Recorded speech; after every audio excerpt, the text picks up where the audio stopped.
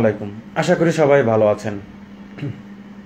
রমজান মাস যখন আমাদের সামনে উপস্থিত হয় তখন আমাদের সর্বপ্রথম যে বিষয়টা মাথায় রাখতে হবে সেটা হলো আমাদের রমজান মাসটাকে গুরুত্বপূর্ণ এবং তাৎপর্যপূর্ণভাবে রমজানটা অতিবাহিত করতে হবে এবং সবচেয়ে বেশি পরিমাণে নেক অর্জন এবং আল্লাহর নৈকট্য অর্জন করতে পারি সেই জন্য আমাদের সর্বরকমই চেষ্টা থাকতে হবে।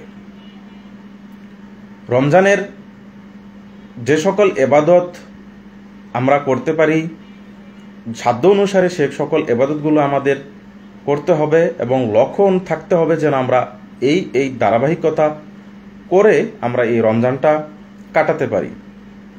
আমরা এই রমজানে আমরা যে সকল কাজ বা যে সকল এবাদত আমরা করতে পারি বা লক্ষ্য বা ফোকাস দিতে পারি সেই বিষয়গুলো আজকের এই ভিডিওতে আলোচনা করব ইনশাআল্লাহ। রমজান আমাদের সাথে উপস্থিত এবং রমজানের সময়গুলো আমাদের কাছ থেকে অতিক্রান্ত হচ্ছে। এই সুবাদে আমরা চেষ্টা করব যে রমজানের যে এবাদতের ধারাবাহিকতা সেগুলো বজায় রাখা।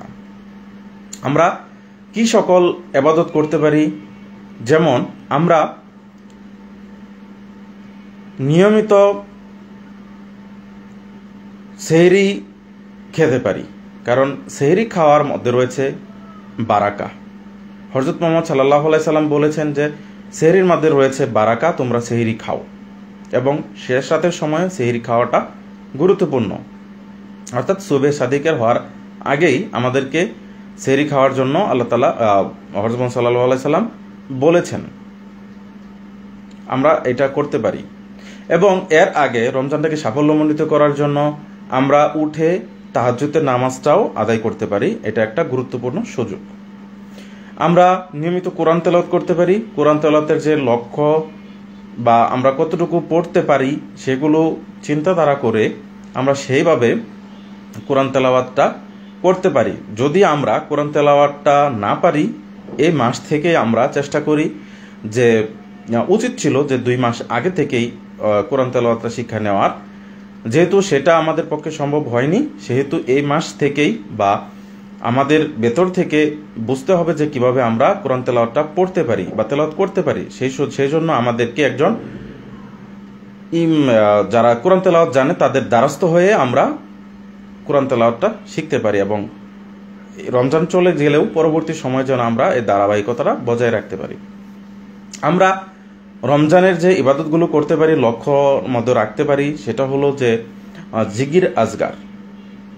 আমরা যখন কাজে ব্যস্ত থাকি বা যখন অবসর সময় থাকি, যখন বাস ট্রেনে যাতায়াত করি কিংবা হাটে ঘাটে বাজারে যেখানে যাই না কেন কৃষিকাজের ক্ষেত্রে, তখন আমাদের যে কল্ব সেই কল্বের ভিতরে আমরা জারি রাখতে পারি আল্লাহর প্রশংসা, আল্লাহর জিকির, তসবিহ, তাহলিল। এটা হচ্ছে ইবাদতের অন্যতম একটা অবিচ্ছেদ্য অংশ। আমরা এটা করতে পারি। আমরা যদি ক্লান্ত লাগে তখন অতিরিক্ত কথা বলা থেকে আমরা বিরত থাকতে পারি।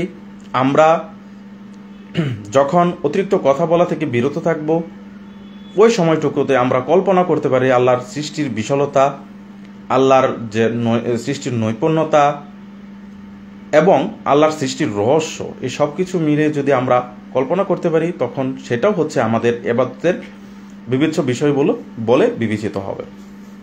আমরা ইফতারির ক্ষেত্রে সর্বোচ্চ সতর্কতা অবলম্বন করতে পারি, কারণ ইফতারির ক্ষেত্রে রয়েছে এমন একটা সময় যেটা আল্লাহর দোয়া কবুল ও মঞ্জুর করার সময়। আমরা অতিরিক্ত ভোজন থেকে বিরত থাকতে পারি এবং পরবর্তী সময়ে যেন ইফতারি করতে যেয়ে আমরা যেন মাগরিবের নামাজটা যেন হারিয়ে না ফেলি সে ব্যাপারেও সতর্ক থাকতে হবে। এবং পরবর্তী সময়ে যেটা রয়েছে সেটা হলো কোরআন তেলাওয়াতটা এই লক্ষ্যর সময়ে আমরা যেন শেষ করতে পারি, কারণ মাগরিব থেকে একটু সময় যে পাওয়া যায় অবসর সময়টা সেগুলোকে আমরা কোরআন তেলাওয়াতের মাধ্যমে আমরা কাটাতে পারি। রমজানের আরেকটা চ্যালেঞ্জ রয়েছে সেটা হলো যে তাহাজ্জুদের তারাবির নামাজটাও অনেক গুরুত্বপূর্ণ। আমরা যেন রমজানের লক্ষ্য থাকে যেন আমরা নিয়মিত তারাবি নামাজটা আদায় করতে পারি। আর যারা নারীরা রয়েছে তারা বা পুরুষ রয়েছে তারা যেন নারীদের সাথে একটু হাত মিলায় এবং কাজে কর্মে, এবং নারীদেরকেও যেন সুযোগ করে দেওয়া হয় ইবাদতের যে মৌসুম সেখান থেকে যেন তারাও কিছু সংগ্রহ করতে পারে। সব মিলিয়ে আমরা যে এবাদত দান সদকা করতে পারি, দান সদকা খুব গুরুত্বপূর্ণ একটা বিষয় এই রমজানের জন্য। কারণ এই রমজানে বা রমজান মাসে আল্লাহ তাআলা 10 থেকে 700 গুণ পর্যন্ত এবাদতের মান বৃদ্ধি করে দেয়। আপনি অন্যান্য মাসে যেটুকু এবাদত করতে পারতেন তার থেকেও এই মাসে এবাদত করলে 10 থেকে 700 গুণ পর্যন্ত তা বৃদ্ধি করা হয়।